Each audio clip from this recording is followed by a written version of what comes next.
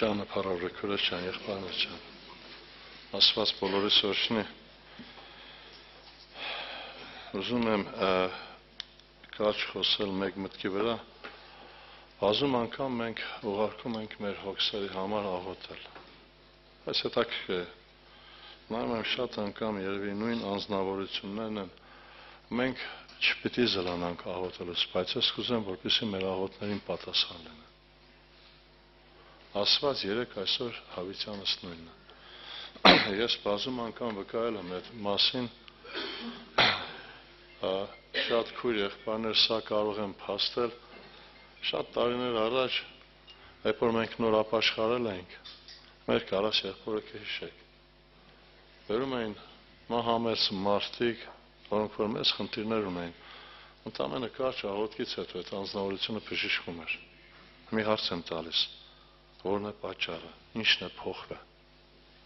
Աստված երեք այսօր հավիտյանս նույնն է։ Ուղղակի կուզեմ, որպես այսօր մենք ճիշտ մոտեցում տանք ամենակարճ Տիրոջ։ Աստծո խոսքի մեջ գրված է. խնդրեցեք, կտրվի, փնտրեցեք, կգտնեք։ Բայց մի հարց հետևյալն է, ինչ ենք խնդրում եւ մենք ինչ ենք փնտրում։ Չէ՞ որ ամենակարճ Աստված մեզ շատ բարձ ասում է,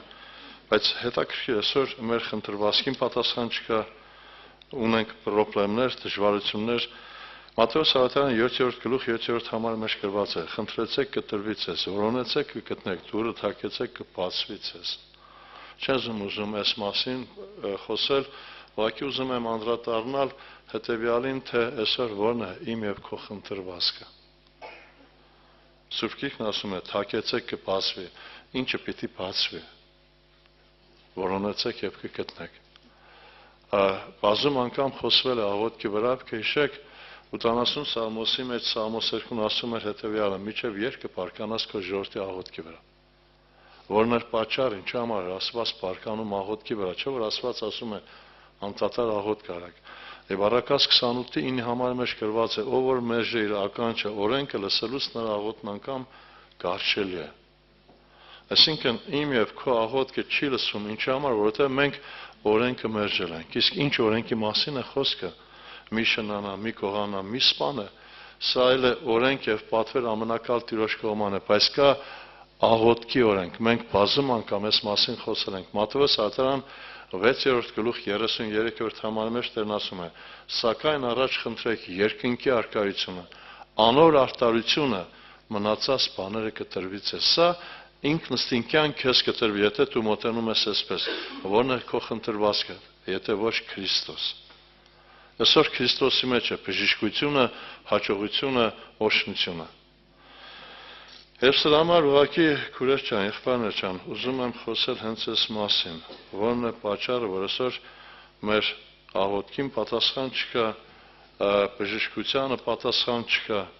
Ինչի համար, միթե Աստված չի լսում, Աստված լսում է։ Այստեղ խնդրեմը հետևյալն է, քուրես ջան, եղբայրներ ջան, ուզում եմ անդրադառնալ սրա վրայով։ Սաղմոս 2-ն իրեն Սաղմոսների մեջ հետևյալն է ինձ եւ քեզ սովորեցնում։ Սաղմոս 66-10-10 համարներն է։ Եթե ես անօրություն տեսնեի իմ սրտում, Տերը չէր լսի ինձ, սակայն Աստված լսեց եւ իմ աղոթքի ձայնին մտիկ արավ, այսինքն պատասխան տվեց։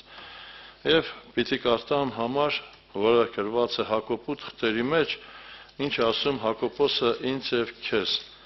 5-14-ից 16 համարները պիտի կարդամ, նայեք ինչ ասում Հակոբոսը մեզ ամեն մեկից։ Եթե ձեզից մեկը հիվանդ է, թող եկեղեցու երեսներին կանչե, որ նրա վրա աղոթք անեն, նրան յուղով օծեն Տիրոջ անունով։ Եվ հավատքով աղոթքը կփրկե այն հիվանդին, եւ Տերը վեր կասնե նրան, եւ եթե մեղ գործածնի կթողվի նրան։ Իրար խոստովանվեցեք ձեր հանցանքները եւ իրար վրա աղոթք արեք, որ բժշկվիք։ Շատ զորավոր է արտարի աղոթքը ներկործելով։ Ուրեմն, երբ որ մենք կարդում ենք 66 Սաղմոսի 10-19 համարը եւ Հակոբ 8 խտերից 5-րդ գլուխ 14-ից մինչեւ 16 համար, սա շահկապված է իրար։ Ինչ էր ասում ինքը Դավիթը, եթե ես անօրություն տեսնեմ իմ սրտում։ Ուղղակի խոսքս բերում եմ խոստովանության։ Աստծո խոսքն ասում է. խոստովանվեցեք։ Քուրես ջան, եղբայրներ ջան, մենք այսօր կարող է արտաքին ինչ որ բաների մասին խոստովանվենք, բայց այսօր խոստովանում ենք մեր ներսի չարության մասին։ ատելության, նախանցի, ուրիշ պրոբլեմների մասին։ Եղբայրներ, քույրեր, Աստված շատ բարձ Դավիթի միջոցով ասում է. եթե ես անօրենություն տեսնեի իմ սրտի մեջ, Տերը չէր լսի։ Այսօր իմ եւ քո աղոթքին պատասխան չկա, որն է պատճառը։ Երբ որ մենք կարդում ենք Մատթեոս ավետարան, սա բազում անգամ խոսվել է 5-րդ գլխի մեջ 23-24 համարների մեջ ասում էր. «Արդ եթե սեղանի վրա մատուցանես քո ընծան եւ այնտեղ հիշես քո եղբայրը քեզ դեմ բան ունի, գնա հաշտվի»։ Այստեղ Աստծո նպատակ հետեւյալը չէ, որ եղբայրդ սխալ է, թող ինքը կա հաշտվի, քեզ է ուղղված խոսքը։ Գնա հաշտվի, եթե չես հաշտվում, պրոբլեմը քոնն է։ Այսօր ինչի պիտի աղոթքի պատասխան չլինի։ Երբ որ մենք կարդում ենք Սուրբ Գրքի մեջ, քուրեր ջան, եղբայրներ ջան, ամենակալ Աստված ամեն անգամ ողորմություն արել, թեպետ եւ այսօր կան նոր գաղափարախոսություն, մարդիկ հետեւյալն են ասում, մեկ անգամ մեկը ասես լավ, եթե եկեղեցի եք, ինչի համար այդ եղբայրը տեղ է խմում։ Այսինքն իրանք մտածում են, որ հավատացյալ անձնավորությունը պիտի չհիվանդանա։ Երբ որ մենք կարդում ենք Սուրբ Գրքի մեջ, ուշադրություն դարձեք, ամենակալ Տիրոջ խոսքից եմ կարդում, սա մեկի մասին է, որին Աստված յուրովի օգտագործեց։ Խոսքս Պողոս առաքյալի մասին է։ Հիշում եք, 2-րդ Տիմոթեոս գրքի մեջ 4-րդ գլխի 20 համարում այս սևի տողեր էր գրված Պողոսի կողմանը։ Երստոսը մնաց Կորինթոսում եւ Տրոփիմոսին հիվանդ թողեցի Մելիտոսում։ Տրոփիմոսին հիվանդ թողեցի։ Հիմա հարց եմ տալիս, մի հատ կարճ աղոթ չէր կարող անել։ Այդ մարդն էլ բժշկվի։ Լավ, եթե կվերցնենք Պողոսի կյանքից եմ ուզում անդրադառնալ Գաղատացիս թղթերի մեջ 4-րդ գլուխ 13-րդ համարում կարդում եմ հետևյալ միտքը իմ եւ քեզ համար։ Ինչ է ասում ինքը Պողոս առաքյալը։ Եվ գիտեք, որ մարմնի տկարություններով ավետարանեցից ես, մարմնի տկարություններով։ Հիմա ինքը խոմ հոգևոր տկար չէր, որ ելավ քարոզեց, խոսում է մարմնի տկարությունների վրայով, եւ երբ որ մենք կարդում ենք հաջորդ համարը, ուշադրություն դարձեք Պողոս առաքյալը Կորինթոս եկեղեցում խոսում է իրեն անձի վրայով, անձնավորություն, որ միջև անգամ շուխը կամ իրեն մեկ խոսքը բավարար է, որպեսզի հիվանդը բժշկվի։ Կարդում եմ Առաջի ներողություն 2-րդ Կորինթացիս 11-ի 30 համարի մեջ գրված հետևյալ տողերը. Եթե բարձրանալ պիտի լինի իմ տկարությունը պիտի բարձրանա։ Եվ 12-րդ գլխի մեջ 7-8 համարը, երբ որ մենք կարդում ենք, այնտեղ գրված է 3 անգամ աղերսեցի Տիրոջը, որ այդ խայտոցին վրայից վերցվի, եւ խայտոցը չվերցվեց։ Հիմա հարց եմ տալիս, Պողոսը հավատ չուներ։ Եղբայրներ, Պողոսը հավատքի իրոք քարոզիչներից մեկն էր։ Պողոսը ապրում էր այդ կյանքը։ Ուղղակի ես ուզում եմ, որպեսզի մենք կարողանանք սա տեսնել, եղբայրներ, քույրեր, շատ անգամ ամենակալ Աստված այդ վիճակին թողնում է, որ մարդը միշտ Տիրոջ հետ կապ ունենա։ Մեկ, երկրորդը, որ Աստված այդ տկարության մեջ փառավորվի։ Հիմա հարց եմ տալիս, կրակի մեջ գցելը, որ անմիջապես պիտի մեռնի, սա է դժվարին, թե ենթադրենք ինչ որ մի հատ հիվանդություն ունի, որ երկար տարիներ ապրում է, դեղորյակ օգտագործում կամ չգիտեմ, ցավերով ապրում, որն է դժվար։ Ինչի համար Միսակ Սեդրակ Ապետնակովին Աստված տարավ կրակի հնոց, լոկ նպատակը մեկն է, որ իրեն անունը փառավորվի։ Բերեցին երեխային, հարցրեցին, թե այս հիվանդությունը ում պատճառով է։ Ծնողների պատճառով է, ասեց չէ, սա Տիրոջ փառքի համար է։ Այսօր, երբ որ մենք նայում ենք, կա հիվանդություն, որ Աստված բժշկում է, Աստծո անունը փառավորում է, եւ կա հիվանդություն, որ Աստված թույլ է տալիս, որ այդ հիվանդության մեջ մարդը ջախջախի սատանայի գլուխ եւ ասի, որ փառաբանությունը, երկրպագությունը եւ պաշտամունքը միայն Տիրոջն է։ Իշքան քույր եղբայրները եղել, որ այդ տառապանքի մեջ, ցավի մեջ միշտ Տիրոջը փառք են տվել։ Այսօր սատանայի նպատակը հետևյալն է մարդուն Աստծուց հեռացնել։ Եվ իշքան անձնավորություն կան, որոնք որ հիվանդության մեջ սկսել են կասկածել Աստծո սիրո վրա, Աստծո ողորմության վրա եւ Աստծո ամենակարողության վրա։ Եղբայրս, քույրս, Աստված ուզում է, որ ես եւ դու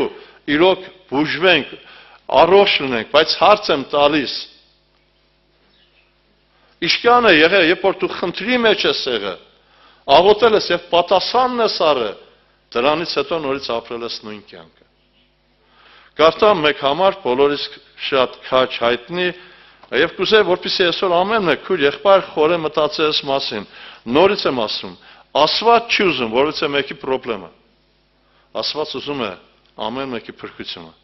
Թե ինչ ճանապարհներով կտան ինքը գիտի։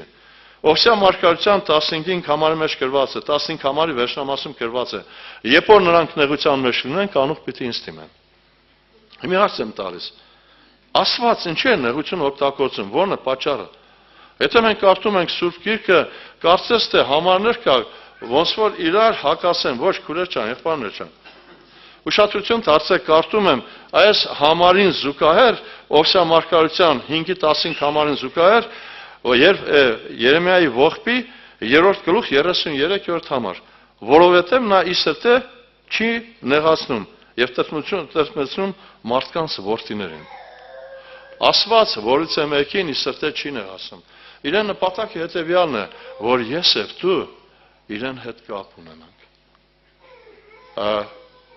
Խնդրանքս հետեւյալն է, հանկարծ չմտածեք, թե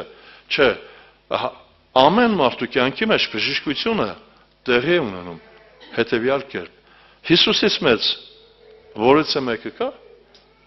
Երբ որ բերում էին հիվանդներին, Հիսուս ինչ էր հարցնում։ Առաջի հարցը ո՞րն է։ Հավատում ես։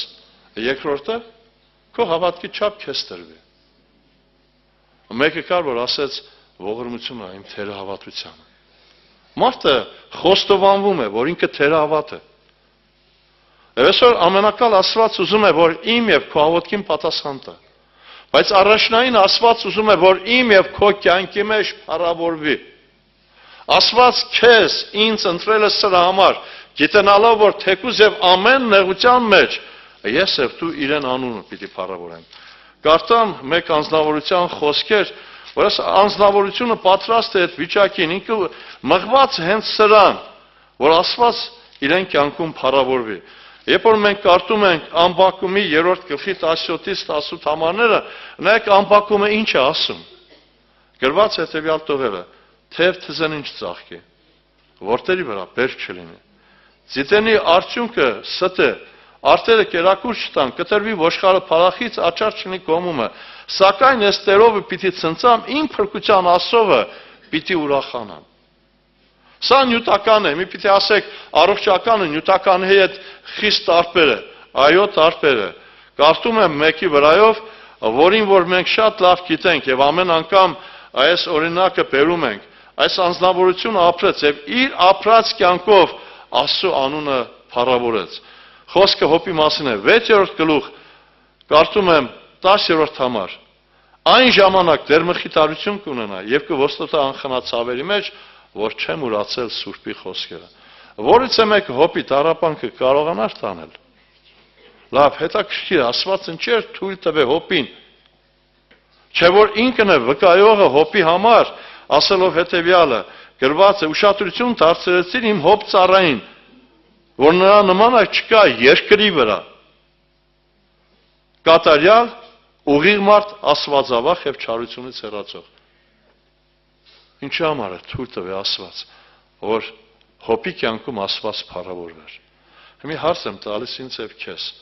Մեր կյանքի մեջ Աստված փառավորվում է։ Այսօր մենք մենակ փառք ենք տալիս, մեր աղոթների պատասխան է ստանում ենք, երբ որ նեղից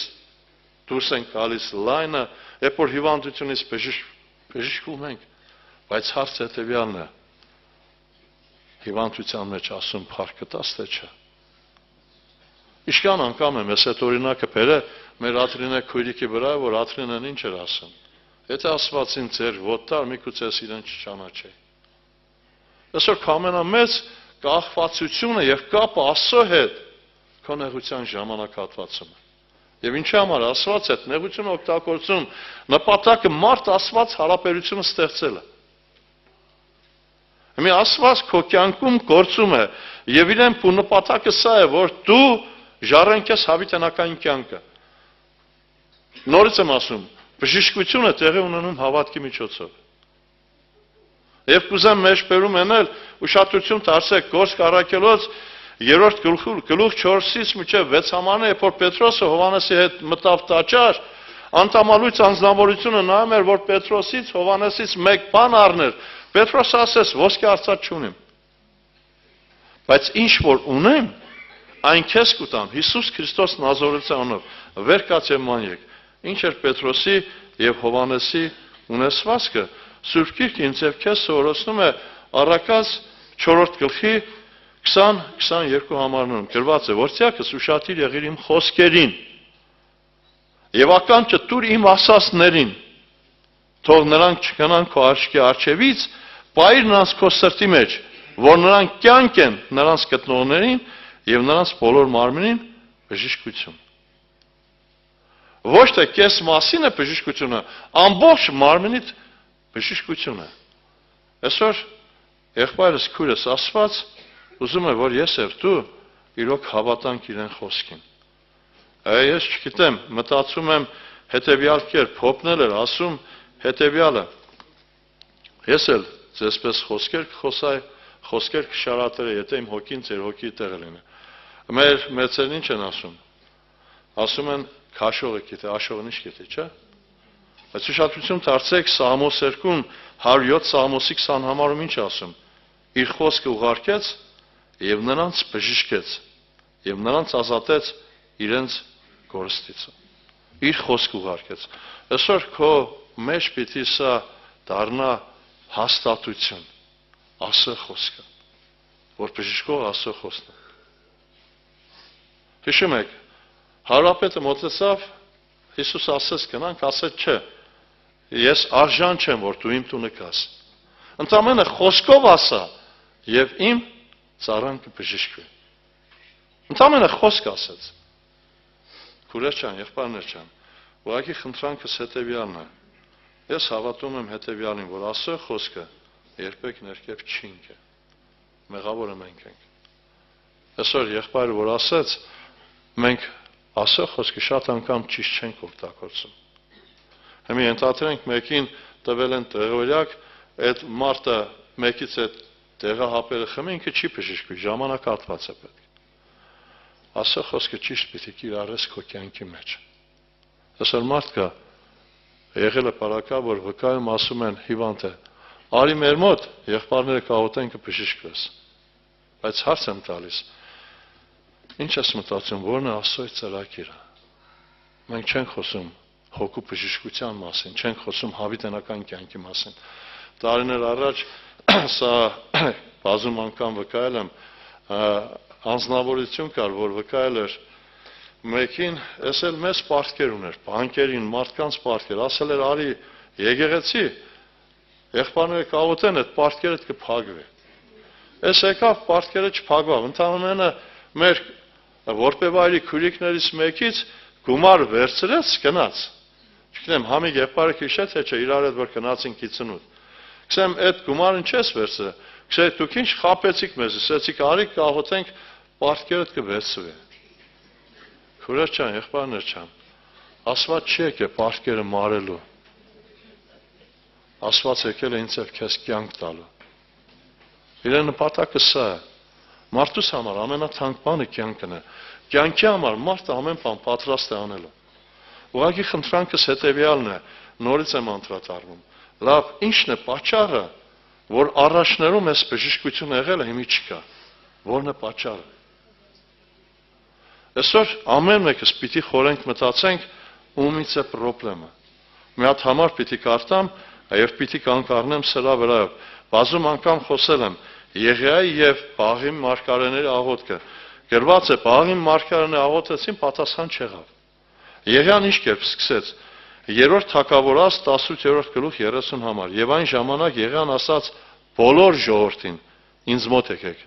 Գրված է եւ բոլոր ժողովուրդը եկան նրա մոտ։ Եվ նա նորոգեց Տիրոջ սեղանը, որ քանտված էր։ Եվ Եղիան վեր առավ 12 քարեր Հակոբի որդկանց թվի չափով, որ Տիրոջ խոսք եղավ նրան, թե Իսրայել լինի քո անունը, եւ այն քարերից մեկ սեղան շիրեց Տիրոջ անունով։ Այն քարերից, եթե 11 քարերով ինքը սեղանը շիներ, սեղանը պատրաստ էր։ Այսօր կարող է մեկը մտածել, թե Մի իրանք թողաղոթեն չէ այսօր եկեղեցին մեկ սիրտ մեկ հոգով պիտի խնդրի։ Ու ես վստահ եմ, որ Աստված այդ աղոթքին պատասխան կտա։ Հիշեք օրինակներից մեկը, մեր մամիկոն եղբոր Սամվելը։ Հիշեք, բժշկությունը ինչ էր ասում, անհնարին է, այս երեխան երբեք չի բուժվի։ Բայց Աստված ողորմություն արեց։ Եվ շատ մարդկանց Աստված մեծ ողորմություններ արել։ Այսօր խնդրանք սա։ Աստծո նպատակ հետևյալն է, որ մեր կյանքի մեջ ինքը փառավորվի։ Բայց լինում է բարակայ, որ բժշկություն չի լինում, մարդը հուսալվում է, չէ, սիրելիս։ Աստված թույլ է տվել այդ վիճակի մեջ, որ իրեն անունը փառավորվի։ Հիմա պիտի ասեն, լավ, հիվանդության մեջ, միջև անգամ մահի մեջ։ Պողոս առաքյալը ինչ էր հասկացել, երբ որ մենք կարդում ենք Փիլիպպեցիս 1:21-ում ինչ էր ասում, ինձ համար կյանքը Քրիստոս է, մեռնելը շա։ Հիմա հարց եմ տալիս, հակառակորդի ամենամեծ խայտոցը ո՞րն է։ Մահը, չէ՞։ Ուրը քո խայտոցը, մահ, գերեզման։ Բայց Հիսուսը գերեզմանին հաղթեց։ Հիմա հարցս հետևյալն է, քուրեր ջան, եղբայրներ ջան, ուղղակի խնդրանքս է, ուրիշ ձև չհասկանաք։ Նորից եմ ասում, մարդու համար կյանքը շատ թանկ է։ Լինում է բարակայ, որ մենք մեզ խոսում ենք, ասում ենք, ես պատրաստ եմ, ես մահից չեմ վախենում, բայց երբ որ մարդը կտրում է, արագ վազում ես բժիշկի։ Այսօր կուզեի, որպեսզի մեր մեջ այս հավատքը ձևավորվի։ Ես տեսել եմ շատ քույրեր, եղբայրներ, որոնք որ այդ հիվանդության մեջ Աստծո անունը փառավորել են։ Որ Աստված այդ անոթի մեջ իրոք փառավորվել է։ Որ մարդիկ ասել են, այս ցավերի մեջ անհնարին էր, որ մարդը մնա հավատարիմ։ Նեղության մեջ, դժվարության մեջ, մեր կյանքի մեջ ամենակալը Աստված սա թույլ է տալիս։ Իսահակ Սեթրակ Ապետնակովի ամենաբարձրակույն հավատքը նա չէր, որ իրենք առանց վախենալու Նաբուգոդոնոսորին ասին, մենք քո կանգնեցրած արձանին երկրպագություն չենք անա։ Ամենաբարձրակույն հավատքը հետևյալն էր, եթե նույնիսկ չազատի, քո կանգնեցրած արձանին երկրպագություն չենք անա։ Այսինքն միտքը հետևյալն է, եթե նույնիսկ չբժշկի, ինքն է բժիշկների բժշկապետը։ Իրեն անունը փառավորի։